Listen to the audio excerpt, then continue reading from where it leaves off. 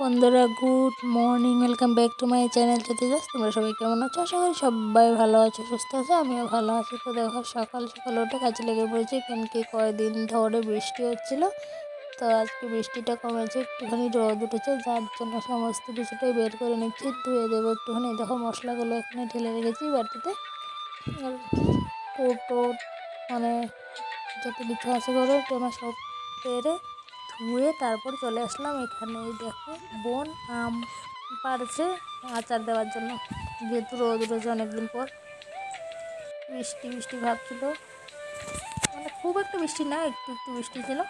তারপর দেখো, রোদ দেখে গাছ থেকে একটা কি সুন্দর পাকা পেঁপে পেরে নিয়ে আসলো। এখন এটা খাবো কেটে। তো পেঁপেটা দেখো কি সুন্দর, একদম দেখেই মনটা ভরে গেল। ইস, তারপর বিচিগুলো বের করে নিচ্ছি। আর দেখো কতগুলো বিচি হয়েছে, আর কালারটা দেখো তো, একদম মানে এত মিষ্টি লাগছে কালারটা দেখে, কি বলবো, খেতে ও দারুণ ছিল। দেখো গুটিগুলো কি সুন্দর, খাওয়া গেলে তো খুব ভালো হতো, কিন্তু এটা খাওয়া যাবে না, তেতো লাগে। তো তারপর খাওয়া দাওয়ার পরে করার পরেই দেখো আমার বাবা এখানে কীর্তন করছে।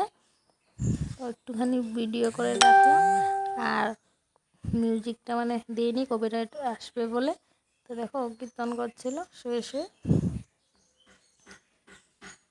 তো এই কীর্তন করাটা নতুন করে শিখলো, তো ভালোভাবে দিতে পারে না, যে এইভাবেই দেয়। হয়ে গেছে আর কীর্তন করা, এখন হাত খাবে। সোনা বাবা কৃষ্ণ কৃষ্ণ করছো। তো তারপরে এই দেখো, বিকালে চলে আসলাম এখানে। বোন টিউশন করাচ্ছিল, আর আমার কোলে থেকে ও এখানে আসবে আর ওদের সাথে বসবে। মাঝখানে গিয়ে বসেছে। এখন দেখো কি করছে, কি করবে কি না করবে, কি ধরবে, কিছু বুঝতে পারছিল না। আর কোলে তো থাকতেই চাইছিল না। তো বন্ধুরা, আজকের মতো টাটা, দেখা হচ্ছে নেক্সট ব্লগে। তো টাটা।